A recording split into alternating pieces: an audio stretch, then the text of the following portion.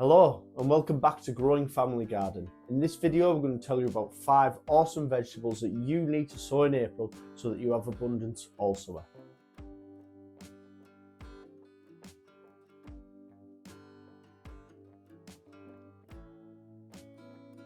Basil. Who doesn't like fresh basil to add some flavour to our summer dishes? These ideal companion plants will grow away happily in our greenhouse with the tomatoes that we sowed only last month. Courgettes.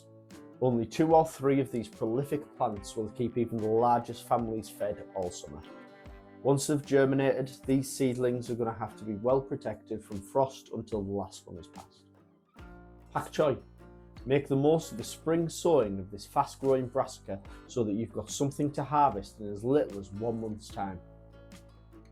Mustard. These are a great way to add some spicy twist to your salads this summer. Make sure you harvest the leaves young before they bolt in the summer sun. Before we get started on the number 1 seed that you need to sow this month, this is just a reminder that if you haven't already started off some seeds, it's not too late. Almost all of the seeds that we sowed in February and March can still be sown now. Check out our other videos on what to sow in each of these months so that you have abundant harvests this year. And here we have it, the number 1 vegetable that you need to be sowing this month, cucumbers.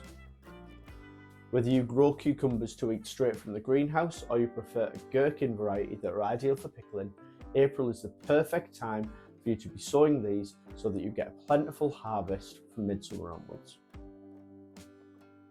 If you'd like to see more from us at Growing Family Garden, hit that subscribe button so that you're notified when new videos are uploaded. See you later.